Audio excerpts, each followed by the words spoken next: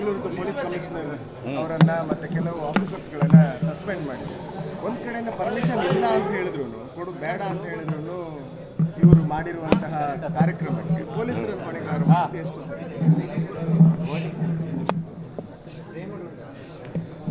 ಈಗ ಸರ್ಕಾರ ಏನು ಕ್ರಮ ತೆಗೆದುಕೊಂಡಿದ್ದಾರೆ ಅನ್ನೋದ್ರ ಬಗ್ಗೆ ನಾನು ಟೀಕೆ ಟಿಪ್ಪಣಿ ಮಾಡೋದು ಸರಿ ಬರೋದಿಲ್ಲ. ನಾನು ಅಲ್ಲಿ ಊರಲ್ಲೂ ಇರಲಿಲ್ಲ ಮತ್ತು ಅಲ್ಲಿ ಇರಲಿಲ್ಲ. ಅಲ್ಲಿ ಹೋದ ಮೇಲೆ ನಾನು ಇದ್ರ ಬಗ್ಗೆ ವಿಚಾರ ಹೇಳ್ಬೋದು. ಅಲ್ಲಿ ನಾನು ನೆನ್ನೆನೇ ಹೇಳಿದ್ದೀನಿ, ಆಗಬಾರ್ದಾಗಿತ್ತು, ಆಗೋಗಿದೆ ಇದು. ಆದ್ದರಿಂದ ಸರ್ಕಾರ ಕ್ಯಾಬಿನೆಟ್ ಡಿಸಿಷನ್ ಅದು RCB ಮೇಲೆ, ಕರ್ನಾಟಕ ಸ್ಟೇಟ್ ಕ್ರಿಕೆಟ್ ಅಸೋಸಿಯೇಷನ್ ಮೇಲೆ ಮತ್ತು ಅವ್ರ ಮೇಲೆ ಮಾಡಿರ್ತಕ್ಕಂಥ ಕ್ರಮ ಅಂಥೇಳಿ. ಆದ್ದರಿಂದ ಬೆಂಗಳೂರಿಗೆ ಹೋದ ನಂತರ ಇದ್ರ ಬಗ್ಗೆ ನಾನು ಮಾತಾಡ್ತೇನೆ.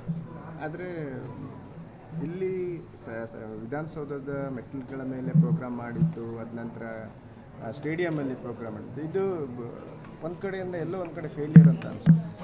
ಈಗ ಅಲ್ಲಿ ಜವಾಬ್ದಾರಿ ಸ್ಥಾನದಲ್ಲಿ ಇರ್ತಕ್ಕಂಥವರು ಮಾಡಿರ್ತಕ್ಕಂಥದ್ದು ಕಾರ್ಯಕ್ರಮಗಳು, ಅದು ನಡಿಬಾರ್ದು ಘಟನೆ ನಡೆದೋಗಿದೆ ಸ್ಟೇಡಿಯಂ ಹತ್ರ. ಅದ್ರ ಬಗ್ಗೆ ಕ್ಯಾಬಿನೆಟ್ ಡಿಸಿಷನ್ ತೊಗೊಂಡ್ಮೇಲೆ ನಾನೇನು ಮಾತಾಡಲಿಕ್ಕಾಗೋದಿಲ್ಲ. ಇವತ್ತು ನಾನು ದಕ್ಷಿಣ ಕನ್ನಡದಲ್ಲಿ ನಮ್ಮ ಸಾಮಾಜಿಕ ಕ್ಷೇತ್ರದಲ್ಲಿರ್ತಕ್ಕಂಥ ಶಿಕ್ಷಣ ತಜ್ಞರು, ಸಿವಿಲ್ ಸೊಸೈಟಿ, ಕೆಲವೆಲ್ಲ ಸಾಮಾಜಿಕ ಸಂಘಟನೆಗಳ ಜೊತೆ ನಾನು ಚರ್ಚೆ ಮಾಡಿದ್ದೇನು ಅಂದರೆ ಸುಮಾರು 2 ಗಂಟೆಗಳ ಕಾಲ ಅವರಲ್ಲಿ ಸುದೀರ್ಘವಾದ ಚರ್ಚೆ ಮಾಡಿದ್ವಿ. ದಕ್ಷಿಣ ಕನ್ನಡದಲ್ಲಿ ಯಾವ ರೀತಿ ಶಾಂತಿ ಮತ್ತು ಸೌಹಾರ್ದತೆಯನ್ನು ಕಾಪಾಡಬೇಕು, ಇದಕ್ಕೆ ಏನು ಮಾಡಬೇಕು ಅನ್ನೋದನ್ನು ಅವರ ಸಲಹೆ ಸೂಚನೆಗಳನ್ನು ಸಹ ಎಲ್ಲ ಕೇಳಿದ್ದೀನಿ. ಯಾವ ದಕ್ಷಿಣ ಜಿಲ್ಲೆ ಇಡೀ ಪ್ರಪಂಚದಲ್ಲೇ ಹೆಸರುವಾಸಿಯಾಗಿತ್ತು, ಅನ್ಯೋನ್ಯವಾಗಿ ಬಾಳ್ತಕ್ಕಂಥ ಜಿಲ್ಲೆಯಲ್ಲಿ ಸಾಮರಸ್ಯವನ್ನು ಕದ್ದಲಿಕ್ಕೆ ಯಾರ್ಯಾರು ಕಾರಣರು, ಏನು ಆಗಿದೆ ಅನ್ನೋದನ್ನು ಭಾಳ ಕೂಲಂಕುಷವಾಗಿ ಕೆಲವು ವಿಚಾರಗಳನ್ನು ಹೇಳಿದ್ದಾರೆ.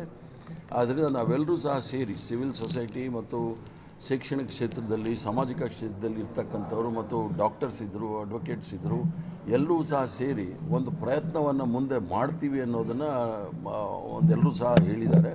ಅವರು ಸಹ ನನಗೆ ಭರವಸೆ ಕೊಟ್ಟಿದ್ದಾರೆ. ಎಲ್ಲರೂ ಸೇರಿ ಒಂದು ಪ್ರಯತ್ನವನ್ನು ಮಾಡೋಣ, ದಕ್ಷಿಣ ಕನ್ನಡ ಜಿಲ್ಲೆಯಲ್ಲಿ ಶಾಂತಿ ನೆಲೆಸಲಿಕ್ಕೆ ಮತ್ತು ಸೌಹಾರ್ದತೆಯಿಂದ ಬಾಳಲಿಕ್ಕೋಸ್ಕರ. ಯಾಕಂದರೆ ಹಿಂದೆ ರಾಜಸ್ಥಾನಲ್ಲಿ ಭಾರತೀಯ ಜನತಾ ಪಾರ್ಟಿಯ ಸರ್ಕಾರ ಇದ್ದಾಗ ಒಬ್ಬ ಶಂಭುಲಾಲ್ ರೆಗಡಿಯಾ ಅಂಥೇಳಿ ಒಬ್ಬ ವೆಸ್ಟ್ ಬೆಂಗಾಲ್ ಹುಡುಗನ್ನ ಸ್ಕೂಟ್ರಲ್ಲಿ ಕರ್ಕೊಂಡು ಹೋಗಿ ಅವ್ರ ಮಗನ ಕೈಯಲ್ಲಿ ವಿಡಿಯೋ ಕೊಟ್ಬಿಟ್ಟು ಕೊಲೆ ಮಾಡೋದನ್ನು ತೆಗೆಸಿದ್ದಾನೆ ಅಂತ ಹೇಳಿದ್ರೆ ಅಂಥ ಕೆಲಸ ಇಲ್ಲ ಆಗಬಾರ್ದು. ಇದು ಅದೇ ಥರ ಕೆಲಸ ಇಲ್ಲ ಆಗಿರ್ತಕ್ಕಂಥದ್ದು ರಹೀಮ್ ಕೊಲೆ. ಆದ್ದರಿಂದ ಇವೆಲ್ಲ ಆಗಬಾರ್ದು.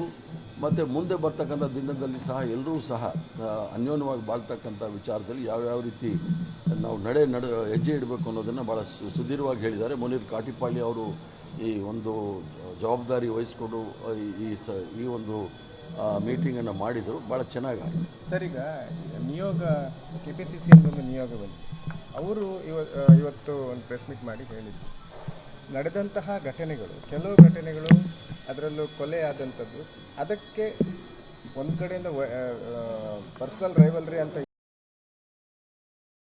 ಹಚ್ಚಿದ್ದಾರೆ ಅನ್ನೋ ಒಂದು ಮಾತನ್ನು ಯೂಸ್ ಮಾಡಿದ್ದಾರೆ. ಅವರು ಟೀಮಲ್ಲಿ ಬಂದಿದ್ದಾರೆ, ಅವ್ರು ಏನು ಹೇಳಿದ್ದಾರೆ ಅನ್ನೋ ನನಗೆ ಗೊತ್ತಿಲ್ಲ. ಬಟ್ ನಾನಂತೂ ಭಾಳ ಸ್ಪಷ್ಟವಾಗಿ ಹೇಳಿದ್ದೀನಿ.